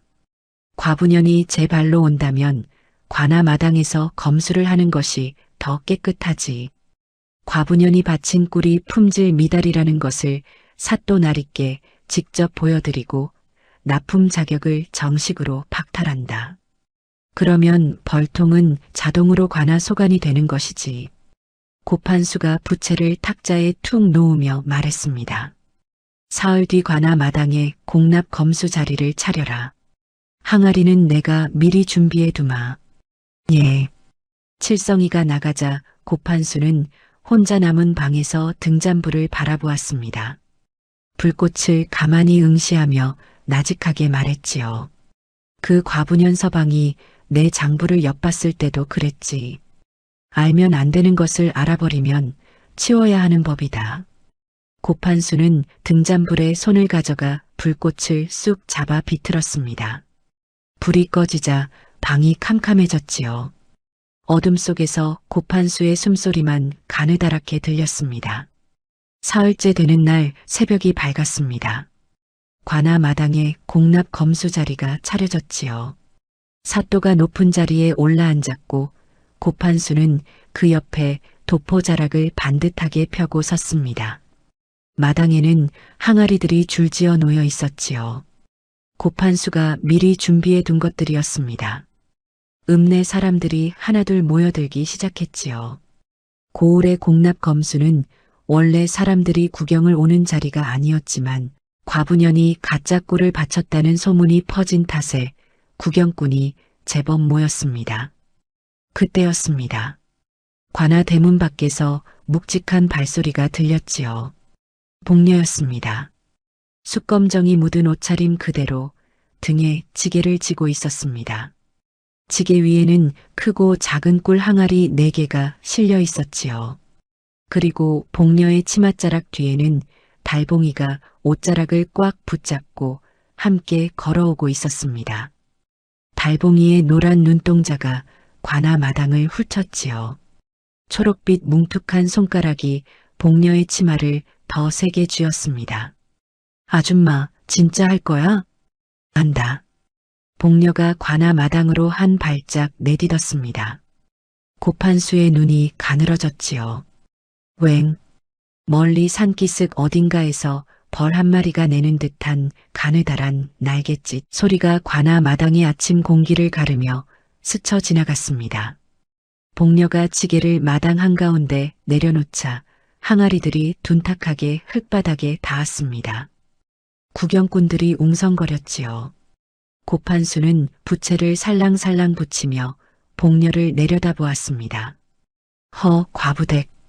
도망간 줄 알았더니 제 발로 걸어 들어오다니. 벌통이 불에 탔을 것도 없을 텐데 대체 무얼 가져온 거요? 복녀는 대답 대신 지게에서 항아리를 내리기 시작했습니다. 4개의 항아리를 마당 한 줄로 나란히 놓았지요. 그리고 허리를 세우고 사또를 향해 큰 절을 올렸습니다. 사또 날이 소인 복녀 아래옵니다.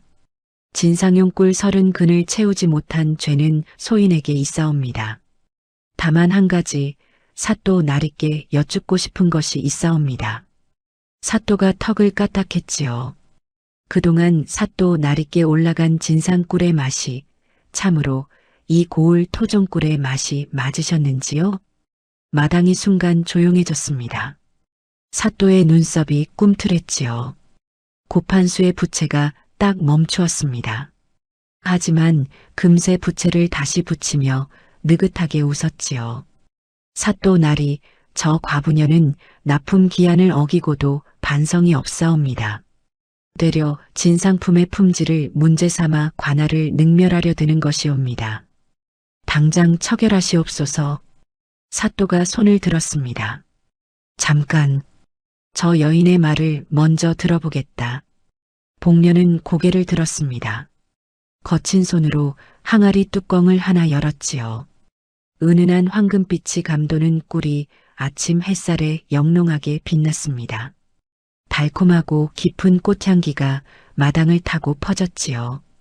구경꾼들 사이에서 어머, 저 빛깔 좀 봐 하는 탄성이 흘러나왔습니다. 사또 날이 이것이 소인이 기른 벌들이 물어온 꿀이옵니다. 혀에 올려보시면 아시겠지만 이 고을 야산의 꽃에서 나온 순수한 토종꿀이옵니다. 복녀는 다음으로 고판수가 마당에 미리 세워둔 항아리들을 손가락으로 가리켰습니다. 그리고 저것들은 고판수 나으리께서 진상용으로 준비하신 꿀이옵니다. 사또 나리께서 두 꿀을 직접 비교해 보시면 감사하겠나이다. 고판수의 눈이 가늘어졌습니다. 하지만 당황한 기색은 없었지요. 제 것을 제가 관리했으니 겉보기에 흠잡을 것이 없다고 자신했기 때문이었습니다. 좋다. 비교해 보자꾸나. 사또 나리, 이 고판수가 직접 검수한 최상급 진상품이옵니다. 저 과부년의 벌레 같은 꿀과 비교하시면 차이가 확연하실 것이옵니다. 사또가 관노에게 시켜 두 꿀을 작은 종지에 담아오게 했습니다. 복녀의 꿀은 영롱한 황금빛에 짙은 꽃향이 코끝을 감았고 고판수의 진상꿀은 탁하고 묽은 갈색이었지요. 사또가 복녀의 꿀을 먼저 맛보았습니다. 두 눈이 커졌지요. 이어서 고판수의 꿀을 맛보더니 얼굴이 굳어졌습니다. 고판수, 이것이 진상품이라 했느냐? 고판수의 입꼬리가 살짝 떨렸습니다. 하지만 금세 허리를 굽히며 능청스럽게 말했지요. 날이 올해 가뭄이 극심하여 꿀의 질이 전반적으로 떨어졌사옵니다. 저 과부년의 꿀이 유독 좋아 보이는 것은 혹여 무엇을 섞지 않았는지 의심해 봐야 하옵니다. 사람이 먹을 꿀에 괴상한 약재를 타서 빛깔을 꾸민 것이 아닌지. 구경꾼들 사이에서 수군거림이 번졌습니다. 그러게 저 과부년이 뭘 탔는지 누가 알아? 벌에 쏘여 서방 잡아먹은 년이 만든 꿀이 저리 곱다니 수상하지. 복녀의 주먹이 꽉 쥐어졌습니다. 이를 악물었지요. 고판수는 복녀가 흔들리는 것을 보며 부채를 다시 붙이기 시작했습니다. 사또 날이 차라리 저 과부년의 꿀을 압수하여 관아에서 정밀히 조사하시는 것이 어떠하시겠나이까? 만약 약재를 섞은 것이 밝혀지면 공납법 위반이옵니다. 사또가 고개를 끄덕이려 하는 순간이었습니다. 복녀가 한 발짝 앞으로 나섰지요. 사또 날이 제 꿀에 무엇을 섞었는지 의심하신다면 이 자리에서 바로 가려볼 수 있사옵니다. 복녀의 목소리가 마당을 가로질렀습니다. 떨리지 않았지요. 소인이 평생 벌을 치며 익힌 방법이 있사옵니다. 순수한 꿀과 가짜 꿀은 종이 위에서 다르고 불 앞에서도 다릅니다. 사또 나리께서 허락하시면 이 자리에서 두 꿀의 진위를 소인이 직접 증명해 보이겠나이다. 마당이 웅성거렸습니다. 사또가 눈을 가늘게 떴지요. 종이와 불로 꿀의 진위를 가린다? 어디 해보아라. 고판수가 코웃음을 쳤습니다. 사또 날이 저 과부년이 또 무슨 수작을. 그만 해보게 하라. 복녀는 품에서 접어온 하얀 한지 두 장을 꺼냈지요. 한 장을 마당 바닥에 펼쳐놓고 복녀의 꿀과 고판수의 꿀을 나란히 한 방울씩 떨어뜨렸습니다. 구경꾼들이 목을 빼고 지켜보았지요. 복녀의 꿀은 한지 위에 또랑또랑한 방울로 맺혀 꿈쩍도 하지 않았습니다. 영롱한 황금빛 구슬이 종이 위에 앉아 있는 것 같았지요. 반면 고판수의 꿀은 한지에 닿자마자 주르르 퍼져나가며 종이를 축축하게 적셨습니다. 물에 젖은 빨래처럼 한지가 흐물거렸지요. 마당에 탄성이 터졌습니다. 어머, 저것 좀 봐. 한쪽은 방울이 서고 한쪽은 물처럼 번지잖아. 고판수의 얼굴이 살짝 굳어졌지만 부채를 탁 접으며 밀어붙였습니다. 그까짓 종이 한 장 가지고 뭘 알 수 있단 말이오. 저 과부년이 자기 꿀에 밀랍을 섞어 빳빳하게 만든 것 아니겠소? 복녀는 대답 대신 관노에게 물었지요. 화로에 숯불이 있사옵니까? 관노가 고개를 끄덕이며 부엌에서 작은 화로를 가져왔습니다. 시뻘건 숯불이 이글거리고 있었지요. 복녀는 숟가락 2개를 꺼내 하나에는 복녀의 꿀, 다른 하나에는 고판수의 꿀을 한 숟가락씩 담았습니다. 그리고 2 숟가락을 동시에 숯불 위에 올려놓았지요. 마당에 정적이 흘렀습니다. 복녀의 꿀은 숯불 위에서 천천히 녹으며 은은한 꽃향을 풍겼습니다. 거품 하나 없이 고요하게 끓어오르다 맑은 갈색으로 변해갔지요. 보는 사람 눈에도 깨끗했습니다. 고판수의 꿀은 달랐습니다. 숟가락이 숯불에 닿자마자 치직, 치직 소리를 내며 거품이 부글부글 솟아올랐지요. 끓는 소리가 딱딱 튀었습니다. 거품 사이로 탁한 김이 피어오르더니 코를 찌르는 비릿한 냄새가 마당을 덮었지요. 저게 무슨 냄새야? 구경꾼들이 코를 막았습니다. 사또가 자리에서 벌떡 일어섰습니다. 고판수의 숟가락에서 부글거리는 거품을 내려다보았지요. 눈이 가늘어졌습니다. 고판수의 얼굴에서 핏기가 빠지기 시작했습니다. 하지만 그는 무너지지 않았지요. 이를 악물고 한 발짝 앞으로 나섰습니다. 사또나리, 이것은 저 과부년의 꼼수이옵니다. 불의 세기가 달랐을 것이옵니다. 숟가락을 바꿔치기 한 것이옵니다. 이런 민간의 속설로 진상품의 품격을 따질 수는 없사옵니다. 고판수의 목소리가 관아 마당을 쩌렁쩌렁 울렸습니다.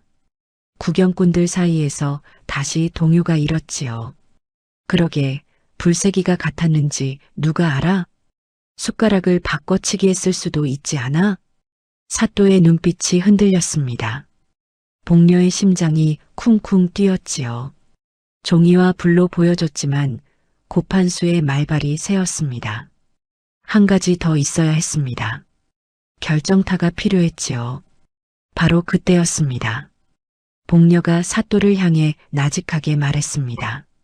사또나리, 마지막으로 한 가지만 더 보여드리겠나이다. 종이와 불은 사람이 속일 수 있사옵니다. 하오나 벌은 속일 수 없사옵니다. 고판수의 부채가 멈추었습니다. 벌은 꽃의 꿀냄새를 맡고 모여두옵니다. 진짜 순수한 꽃꿀과 달인물을 탄 꿀이 나란히 있으면 벌은 반드시 진안 쪽으로 몰려두옵니다. 2 꿀을 이 마당에 나란히 놓으면 어느 쪽이 진짜이고 어느 쪽이 가짜인지 벌들이 제 발로 가려줄 것이옵니다. 사또가 턱을 괴며 생각하다 고개를 끄덕였습니다. 해보아라. 복녀는 자신의 항아리 4개와 고판수의 항아리 5개를 마당 가운데 일렬로 나란히 놓았지요.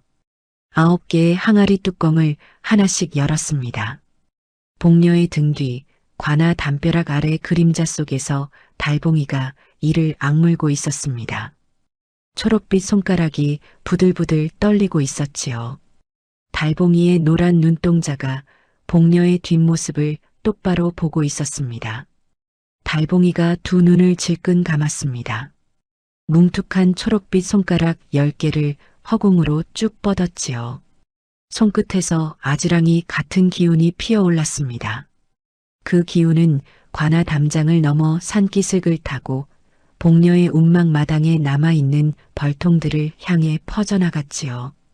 달봉이의 입술이 달싹거렸습니다. 소리 없는 말이었지요. 벌들에게 전하는 말. 다들 와. 아줌마가 부르고 있어.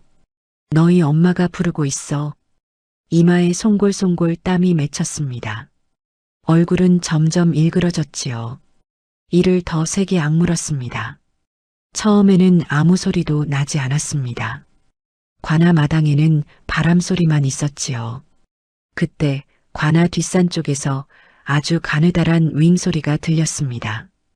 1 마리, 2 마리, 3 마리. 왱왱거리는 소리가 점점 굵어지더니 관아 담장 너머에서 벌떼가 구름처럼 피어올랐습니다. 수백, 아니 수천 마리의 벌들이 마치 황금빛 안개처럼 하늘을 뒤덮으며 관아 마당 위로 쏟아져 내려왔지요. 구경꾼들이 비명을 질렀습니다. 벌이다. 벌이야. 사방으로 흩어지려는 사람들 사이에서 복녀가 외쳤지요. 걱정 마시오. 벌들은 해코지하지 않으면 사람을 쏘지 않소. 꿀만 찾을 뿐이오. 복녀의 말대로였습니다. 수만 마리의 벌들은 단 한 사람도 공격하지 않았지요. 사람들 사이를 유유히 지나쳐 마당 한가운데 나란히 놓인 9개의 항아리를 향해 정확하게 날아갔습니다. 그리고 누가 봐도 알 수 있는 광경이 펼쳐졌습니다. 벌들은 복녀의 항아리 4개 위로 미친 듯이 몰려들었습니다. 수만 마리가 서로 자리를 차지하려고 겹겹이 밀치며 달라붙었지요. 항아리 입구 위에 황금빛 벌떼가 소용돌이치며 쌓여올라 마치 꿀 항아리에서 황금빛 탑이 솟아오르는 것 같았습니다. 짙고 진한 꽃꿀 냄새에 벌들이 환장하듯 몰려드는 것이었지요. 고판수의 항아리 5개에는 벌 몇 마리가 윙윙거리며 주위를 돌 뿐 내려앉진 않았지요. 항아리 위는 썰렁하게 비어 있었지요. 복녀 쪽에 황금빛 소용돌이와 고판수 쪽에 텅 빈 항아리가 나란히 놓인 대비는 그 어떤 말보다 선명했습니다. 고판수가 소리쳤습니다. 사또나리, 이것은 요술이옵니다. 저 과부년이 벌을 부리는 요녀이옵니다. 당장 잡아들이소서. 구경꾼들 사이에서 동요가 일었지요. 맞아, 벌을 부리다니 요물이 아니면 뭐야? 복녀의 등에 식은땀이 흘렀습니다. 고판수가 밀어붙였지요. 나리, 저 여인은 벌독으로 남편을 죽이고 벌을 제 종처럼 부리는 요녀이옵니다. 사또의 눈빛이 흔들렸습니다. 여기서 밀리면 끝이었습니다. 바로 그때 군중 뒤에서 목소리가 터져나왔습니다.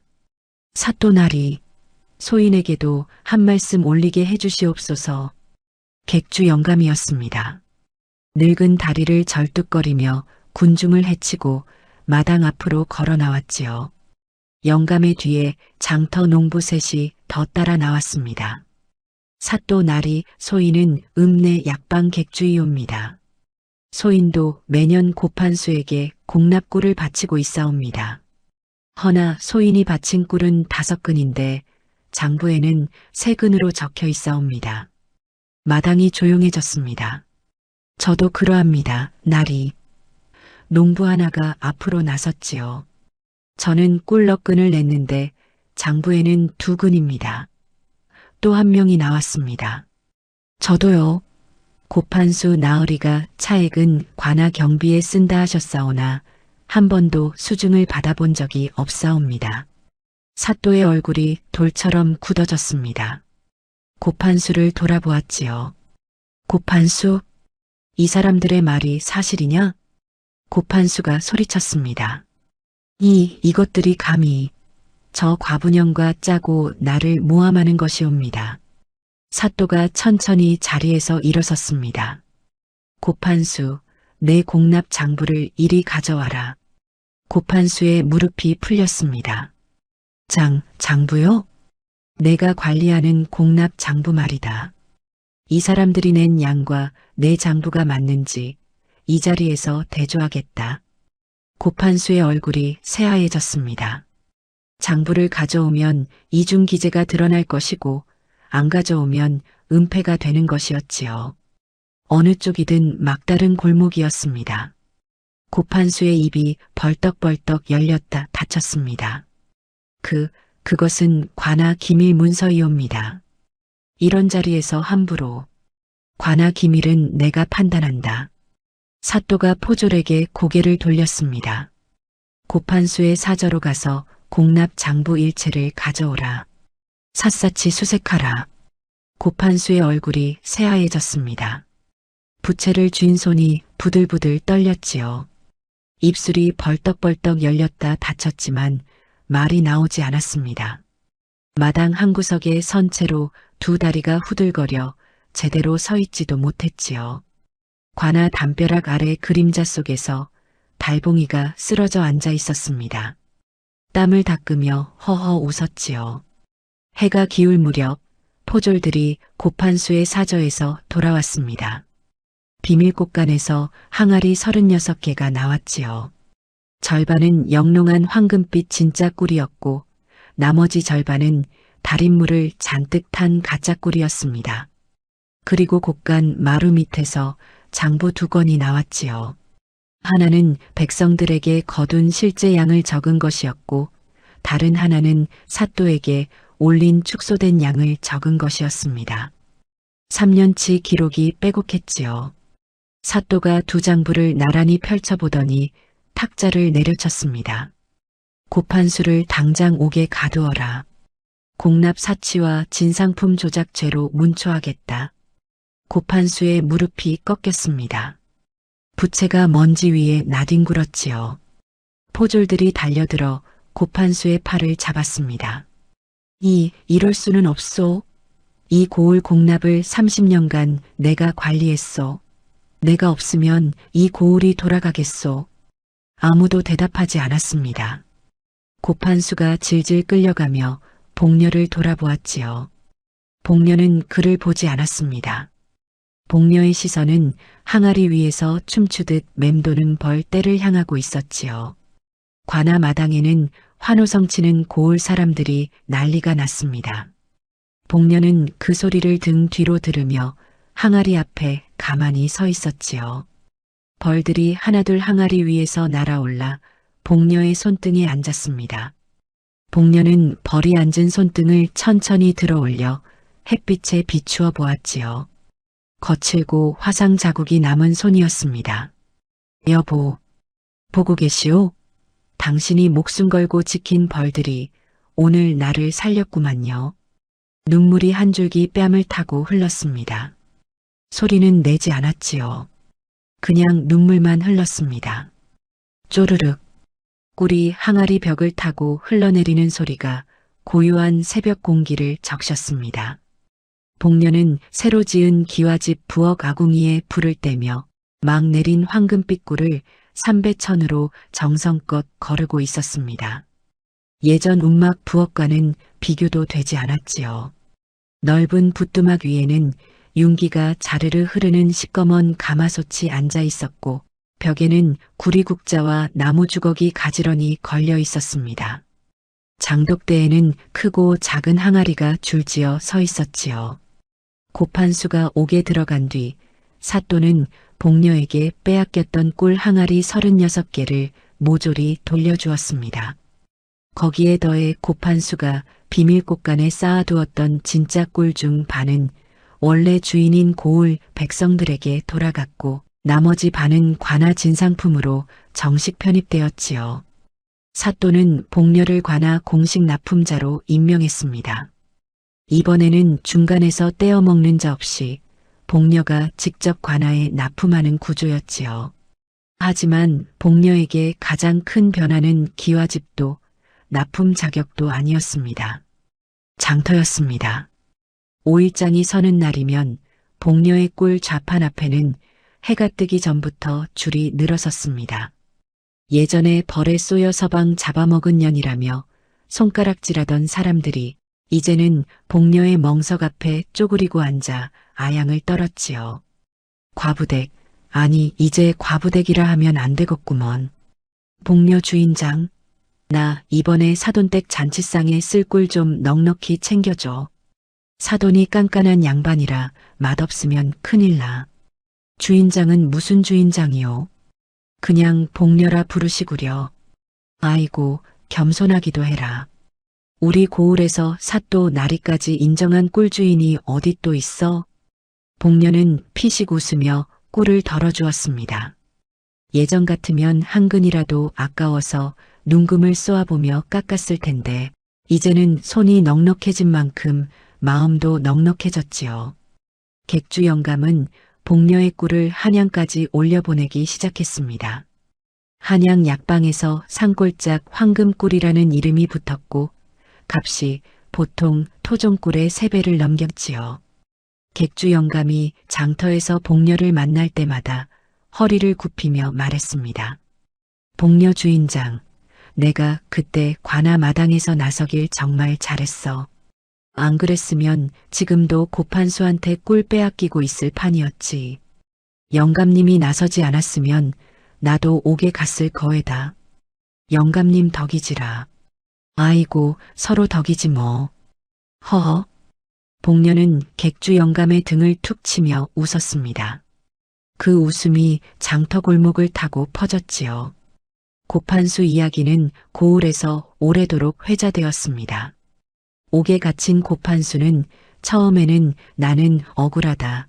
저 과부년이 요술을 부렸다고 발광했지만 이중장부가 낱낱이 밝혀지자 입을 다물었지요.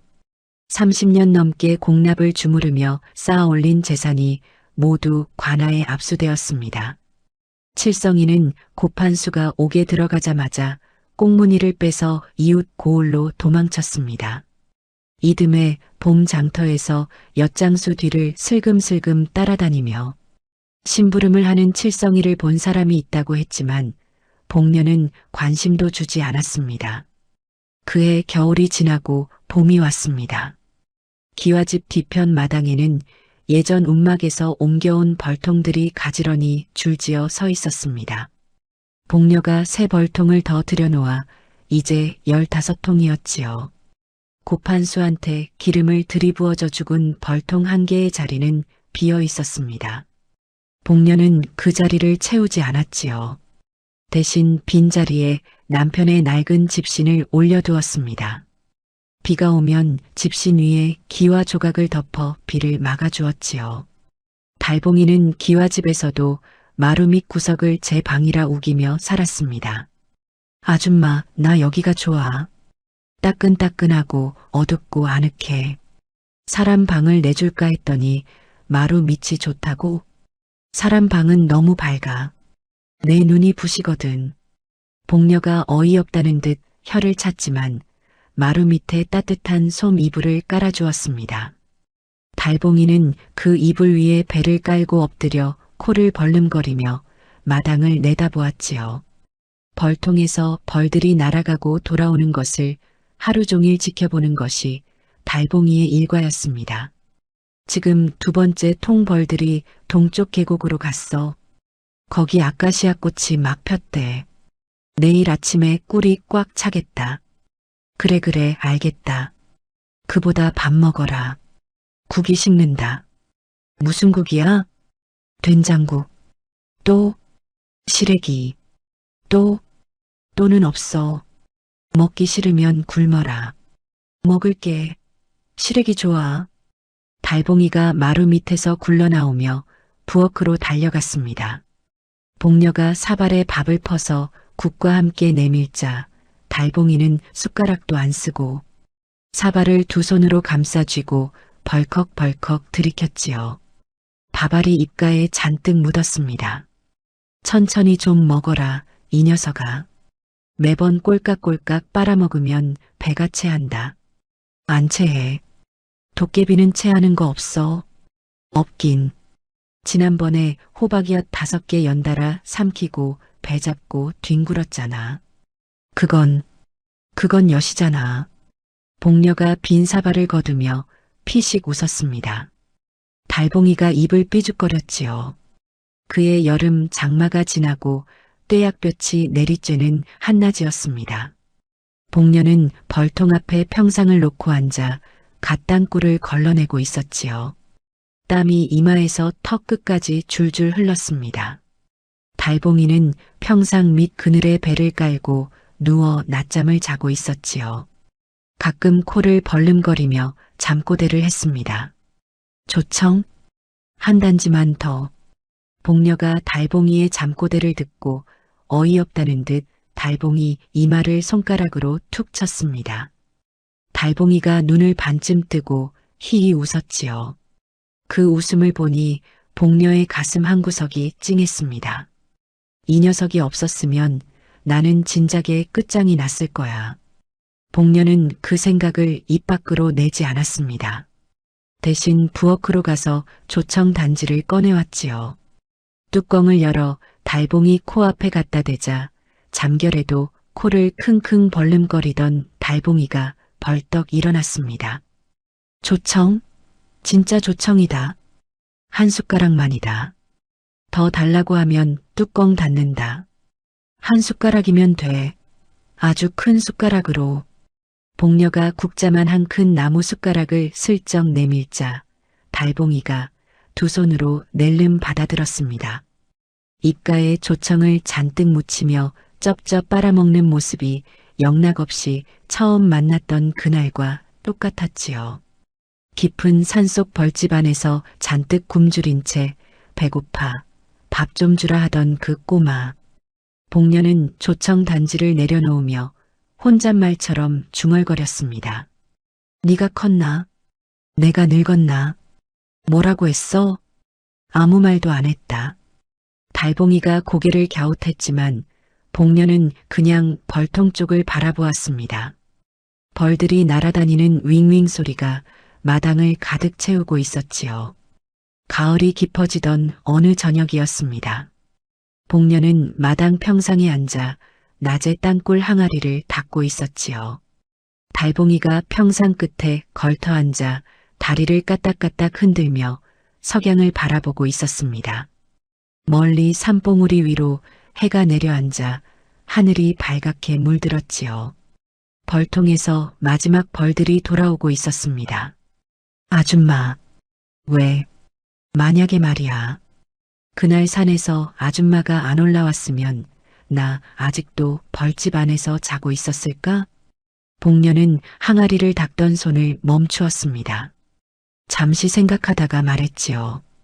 그랬겠지. 100년이고 200년이고 자고 있었겠지.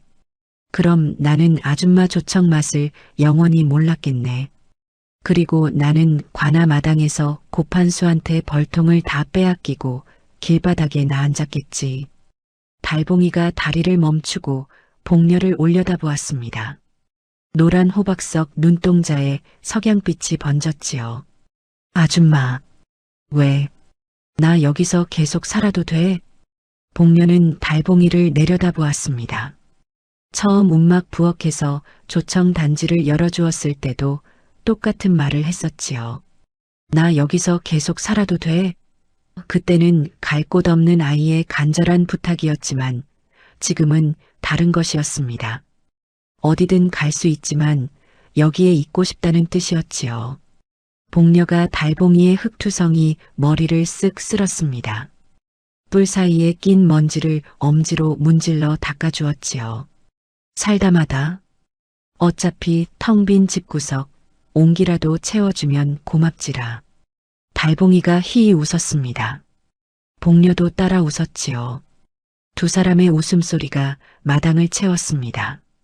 벌통에서 마지막 벌 한 마리가 날아와 복녀의 손등에 앉았지요. 복녀는 벌을 쫓지 않았습니다. 벌이 앉은 거친 손등을 들어 올려 석양빛에 비추어 보았지요. 화상 자국이 남은 투박하고 크고 못생긴 손이었습니다. 그런데 그 손 위에서 벌이 날개를 가지런히 접고 편안히 앉아 있었지요. 남편이 남겨준 벌, 달봉이가 지켜준 꿀, 복녀가 버텨낸 살, 찬바람이 산기슭을 지나갔습니다. 멀리서 개 짖는 소리가 들렸지요. 마당 구석 빈 벌통 자리 위에 낡은 집신에 낙엽이 한입 내려앉았습니다. 복녀는 그것을 보았지만 치우지 않았지요. 달봉이가 평상에서 스르르 미끄러져 복녀의 치맛자락에 볼을 대고 눈을 감았습니다. 아줌마, 내일은 뭐해? 꿀 내려야지. 나도 도와줄까? 코 좀 안 벌름거리면 도와줘도 돼. 코 안 벌름거릴 수 없어. 그건 자동이야. 복녀가 피식 웃었습니다. 이 둘은 오래오래 함께 행복하게 살았답니다. 오늘 이야기는 여기까지입니다. 편안한 시간 되십시오. 고맙습니다.